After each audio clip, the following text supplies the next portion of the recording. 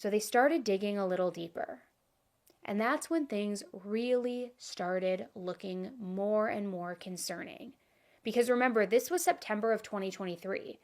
But John and Lois had been canceling or rescheduling doctor's appointments since 2019, for 4 years. So that meant that neither one of them had actually been seen in a doctor's office for literal years. And another detail also stood out to the officers. It was never John or Lois calling to cancel these appointments. It was always Virginia. Now, on its own, that could make sense. She was their caretaker after all. But when it happens repeatedly, year after year, it starts to raise some questions. And there was also something else in all of this. Virginia was also the only person who ever picked up John's prescriptions. Again, in a normal caregiving situation, that might not seem unusual, but when you add it in with everything else that's going on, I mean, the canceled appointments, the years without seeing them, the story about them suddenly leaving town, it starts to look a lot more concerning. So a question began to form in the minds of these investigators. Could John and Lois be dead? I mean, surely not, right? If they had passed away, somebody would have been notified. There would be a death certificate, some kind of official documentation. But there wasn't. I mean, as far as any records showed, John and Lois were still alive and well, or relatively speaking. And honestly, that didn't make the officers feel any better, because the absence of a death certificate doesn't actually prove that someone is alive and well.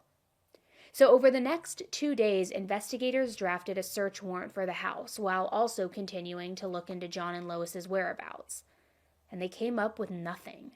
No records showing that they had moved, no indication that they had relocated, no new doctors, nothing that supported Virginia's story that they had just packed up and left town. Then by September 15th, the warrant was finally approved. And this time, when the officers knocked on the front door, they wouldn't be leaving without answers. And the plan wasn't just to talk with Virginia. They knew that they were there and they were going to arrest her.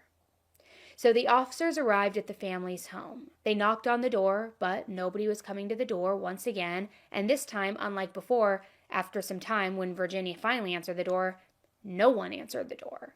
So then they forced their way inside. And what they saw when they entered the house is honestly something that still stands out to me. Because Virginia was just standing there in the middle of the hallway, almost like something out of a horror movie. She was calm, she was still, she didn't run, she didn't panic, she didn't even look particularly worried or surprised. And what happened next might go down as one of the strangest confessions that you will ever hear. Virginia didn't react the way that most people would if police suddenly broke into their home. She wasn't asking what was going on or demanding an explanation or like, what are you doing here? Instead, she just stood there, completely calm. No visible panic, no real expression at all on her face. She didn't even move until the officers told her that she needed to put her hands up. It's fine.